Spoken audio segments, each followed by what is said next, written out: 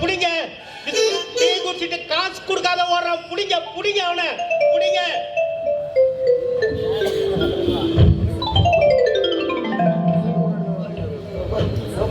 அவனை புடிங்க புடிங்க புடிங்க.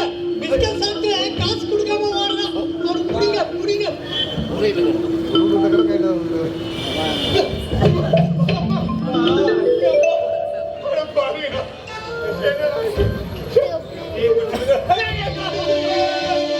என்ன மன்னிச்சிருங்க. மன்னிச்சிருங்களா? நம்மளே திரும்பிட்டு வரோம், நம்ம கிட்ட மன்னிப்பு கேட்கறான். எங்க கேட்ட பொருள் மாதிரி இருக்குது. இந்த பொருளை கவனம் எங்க கேட்ட மாதிரி இருக்குது.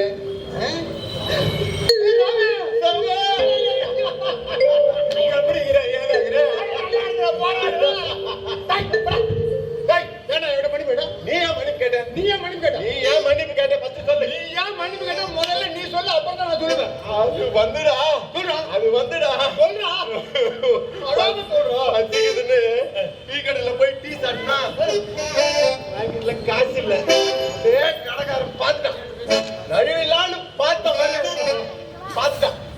அங்க எந்த ஓட்டம் இங்கதானா வந்து நின்று உனக்கான இந்த நிலைமை. உங்க அம்மாவோட லட்சக்கணக்கான சொத்துக்கு நீ ஒரே வாரிசுடா.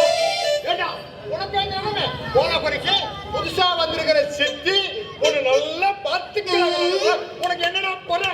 அதான் பொறையே. என்ன சொல்றேன்? அப்பா இருக்கிறார் பாரு. அப்பா நல்லா அப்பா இருக்கிறார் பாரு. அட யாரா சொல்ற? அப்பா தான். எங்க சித்தி சொல்றதுக்கு எல்லாம் பூம்பு மாடு மாதிரி தலையாட்டுறாரு. வேலை வெட்டிக்க போக மாட்டியா? இது வேலை பார்க்க மாட்டேன்றா. நீ சம்பாதிச்சு காட்டு. அப்பதான் அவன் சொத்து, என் சொத்து வந்து உனக்கு கிடைக்கும்னு சொல்லிட்டாரு. வேகத்துல வீட்டை விட்டு வெளியே வந்துட்டுனா அப்படியே பாக்கில இருந்த காசு செலவாயி போச்சா? பசி தாங்க முன்னாடி இந்த மாதிரி ஒரு பிள்ளை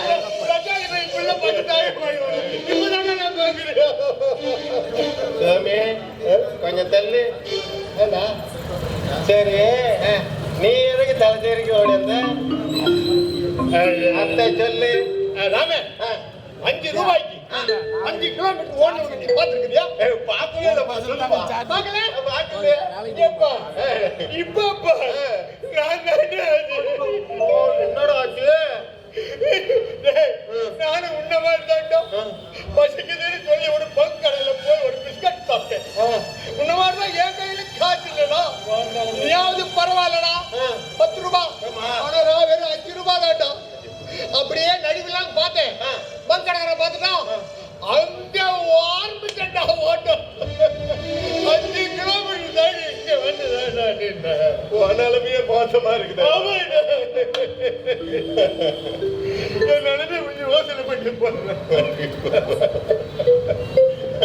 கல்யாணம் ஆகி 1 வாரம் கூட ஆகல. ஆமா, என்னடா போன மாசம் தானே உனக்கு கல்யாணம் ஆச்சு? போன மாதம் போன வாரம் தானே கல்யாணம் ஆச்சு? ஆச்சு. கல்யாணம் பண்ணாது. கல்யாணம் ரொம்ப சலிச்சுக்கிறா. சலிச்சிக்காம எனக்கு 40 வயசுக்கு மேல எனக்கு ஒரு பொண்ணு கிடைக்குமா கிடைக்காதா? எனக்கு குடும்ப வாழ்க்கை அமையுமா அமையாதா? எனக்கு குழந்தை குட்டி பிறக்குமா பிறக்காதா? அப்படிங்கிறத பாக்குறதுக்காக ஒரு கிளி ஜோசியக்காரங்கிட்ட போய் ஜோசியம் பார்த்தேன். பாத்தியா? அவன் என்ன பண்ணா, கிளிக்கு ஒரு நெல்லை குத்துட்டு அப்படியே கையில ராமர் வில்ல போட சீதா தேவியை பாத்துக்கிற ஒரு படத்தை காமிச்சு சொன்னா, நீயும் முதல் ராத்திரி அன்னைக்கு வில்லோட போ, ஜெயம் உண்டாகும்னா.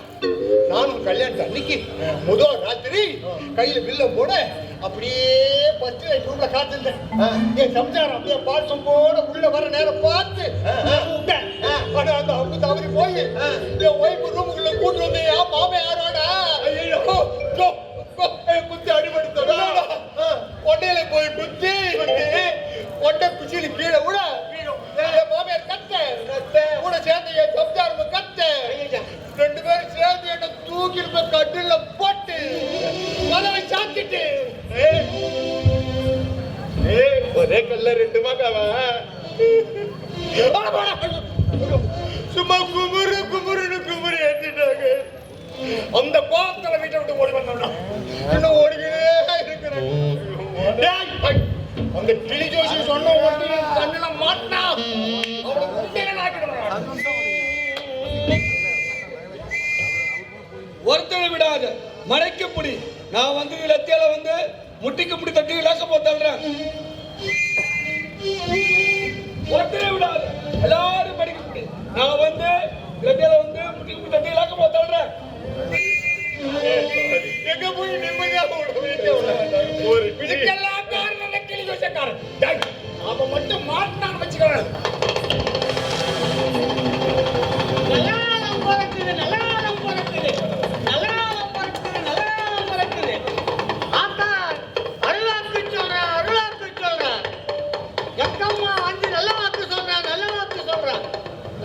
அந்த குரலை நான் எங்க கேட்ட மாதிரி இருக்குது.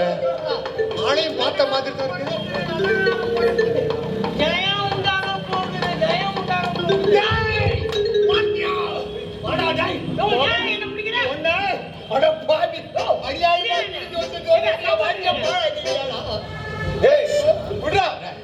விட மாட்டேங்க. என் வாழ்க்கை பாட ஆனதுக்கு வர்ற காரணம் சொன்னல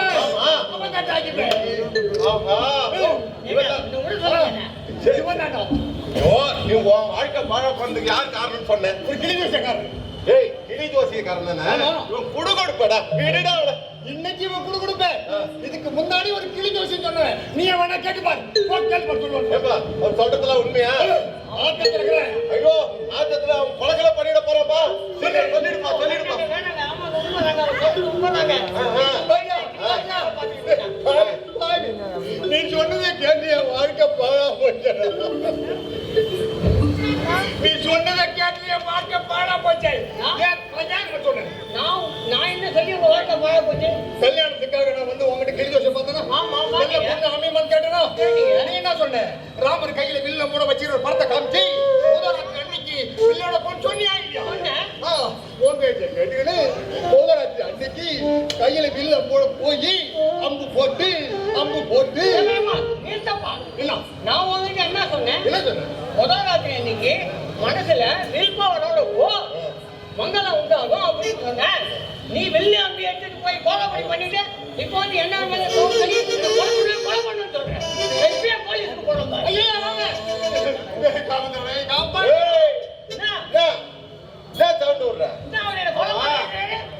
பேர் என்ன சொன்ன? என் பேர் கோவிந்தா. கோவிந்தனா? ஆமா, நீ இதுக்கு முன்னாடி கிளி ஜோசன் பார்த்தா சொன்னேன். ஆமா, கிளி ஜோசன் தான் பார்த்தேன். வேற கிளி பொண்ணலாங்கடா. அந்த கொடுமை ஏன் கேட்கிறேன்? பறவைகள் வதை தடுப்பு சட்டம் பிரகாரம் பறவைகள்லாம் வளர்க்கறதும் அதை வச்சு குழப்பம் நடத்துறது தப்புன்னு சொல்லிட்டு வனத்துறையில கிளியெல்லாம் புடிச்சிட்டு போயிட்டாங்க. அதுக்கப்புறம் குழம்புக்கு வர வழி இல்லாம இந்த கூட்டாளியில அப்படியா? நீ வந்து கிளிய வச்சு தப்பா சொன்னதுனால என் நண்பனுடைய வாழ்க்கை தப்பா போச்சு. இத வச்சே நான் வனத்துறைக்கு போய் கம்ப்ளைண்ட் பண்ண உன் பேர்ல நீ இப்ப போட்டுக்கிறியே குடுகுடு போயாச்சா?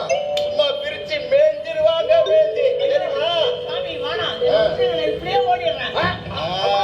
அவ்வளவு விட்டுருமா? சரி, உன்னை விடணும்னாக்கா நாங்க கேட்ட பணத்தை கொடுத்துட்டு போ. பணமா? எவ்வளவுங்க? 15 ரூபா கொடுத்துட்டு போ. என்னது 15? ஓ,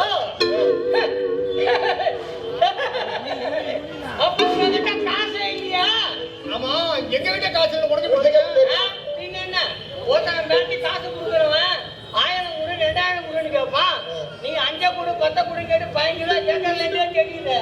எங்கேயோ டீ கடையிலையும் பிஸ்கட் கடையிலையும் இன்னும் காசு கொடுக்காம ஓடி வந்துருக்கீங்க. எத்தனை தடவை நாங்க இந்த மாதிரி பண்ணிருக்கோம். அப்ப ஓட்டையில காசு இல்லையா? காசா? வனத்துறையில இருந்து கிளியெல்லாம் முடிச்சுட்டு போறதுக்கு அப்புறம் நான் குருவுரு வேஷம் போட்டு நல்லாவும் பண்ணுன்னு சொன்னா அவங்க கடாலம் பண்ணுன்னு விளக்குறாங்க. நானும் கையில காசு எல்லாம் தான் சுத்திக்கிட்டு இருக்கேன். என்னடா பண்றது? ஹலோ ஏதாவது பார்ப்போம். ஹலோ, நான் பேசுறது கேக்குதா? அங்க பாரு, உங்களுக்கு தலையில ஹெல்மெட்டை போட்டுக்கிட்டு ஸ்பீக்கர்ல பேசிக்கிட்டு வரான். அவங்ககிட்ட என்னன்னு கேட்டு ஏதாவது காசு கிடைக்கிறான்னு பார்ப்போம். கவனிங்க. ஆமாடா, வண்டி பாதியில தான் நின்று போச்சு. நான் நடந்து போயிட்டு தான் இருக்கேன். ஆமா, இதே போன்ல அவர் மிச்சிக்கிற மெக்கானிக் தான் லைன்ல வராரு. நீ போன வைய, நான் அவர்கிட்ட பேசிட்டு லைன்ல வரேன். சரியா? வைய. ஹலோ, மிச்சிக்கிற மெக்கானிக் சோனாமலை சொரிமுத்தா?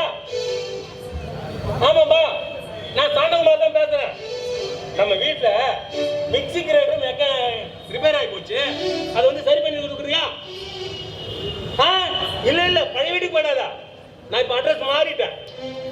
ஆமா அட்ரஸா சொல்றேன், நோட் பண்ணிக்கோ. பக்கம் பார்த்து பேசு. நம்பர் 111 குப்பமேட்டு தெரு 3 கோவிந்தா நகர். எங்க திருப்பி சொல்ல?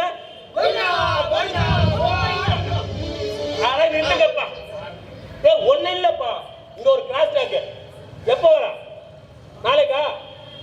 சரி சரி, நீ வரும்போது எனக்கு கால் பண்ணிட்டு வா.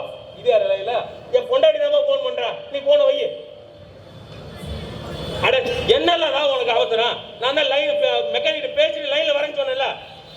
என்னது உங்க அம்மா வராங்களா? எதுக்கா? என்னது எனக்கு 10 பவுன் செய்யணும். உனக்கு 20 பவுன் நெக்லஸ் தான். சரி சரி சரி. என்னது ரைட் பீராவியா? அட என்ன அதுல எப்படி நீ வைப்ப? அதுலதான் நாம புதுசா வீடு கட்டுறதுக்காக 10 லட்சம் லோன் வாங்கி வச்சிருக்கோம்ல, லெஃப்ட் பீராவியா? அட நீ என்னதான் பேசுறல? நீ லெஃப்ட் பீரோல தான் நீ 5000 இருந்து 50,000 வரைக்கும் வெறும் பட்டு புடவையா அடிக்க 100 புடவை மேல வச்சிருக்க. அது எப்படி வைப்ப? பக்கம் பார்த்து பேசு. சென்ட்ரல் பீரோல வை. சரி, லாக்கர் நம்பர் தெரியலையா? லாக்கர் நம்பர் சொல்லட்டுமா? நோட் பண்ணிக்கோ. லதா, இங்க சூழ்நிலை சரியில்லை, நான் எஸ்எம்எஸ் பண்றேன், யூஸ் பண்ணிக்கோ. சரியா? அப்புறம் எவ்வளவு சீக்கிரம் நான் ஆபீஸ்ல பெர்மிஷன் போட்டு வர முடியும் அவ்வளவு சீக்கிரம் என் மாமியார் பார்க்க வந்துடுறேன். இப்ப எஸ்எம்எஸ் அனுப்பிடுறேன்.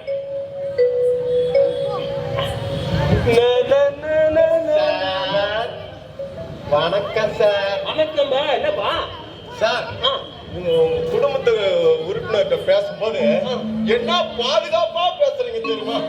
அப்படியே உங்களை நினைக்கும் போது ஒரு ஆண் வர்க்கத்துக்கே ஒரு உதாரண புருஷனா இருக்கிறீங்க சார்.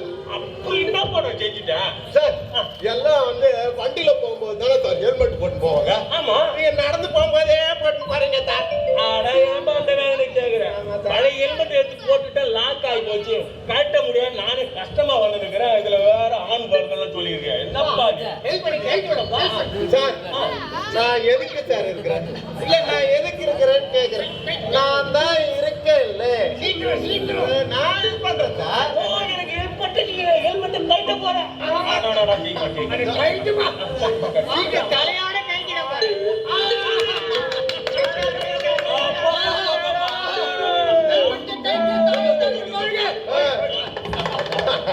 ரொம்ப தேங்க்ஸ், ரொம்ப தேங்க்ஸ், ரொம்ப தேங்க்ஸ், ரொம்ப தேங்க்ஸ்.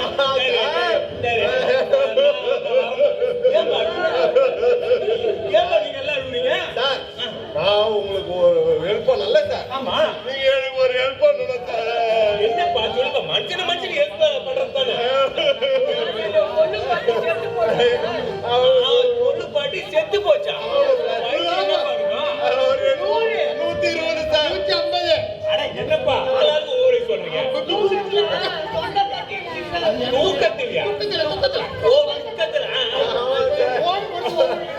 சார், நீங்க ஒரு போன் போட்டீங்கன்னா அந்த தகவலை எல்லாருக்கும் சொல்லிட்டு அவளை போய் அடக்கம் பண்ணிட்டு வந்துருவோம் சார். என்னப்பா இருப்பா, தரம்பா தரம்பா. நீ அவசரப்பட்ட பார்த்தா கொள்ளு பாட்டி மேல அவ்வளவு பாசமா உனக்கு. ஆமா சார்.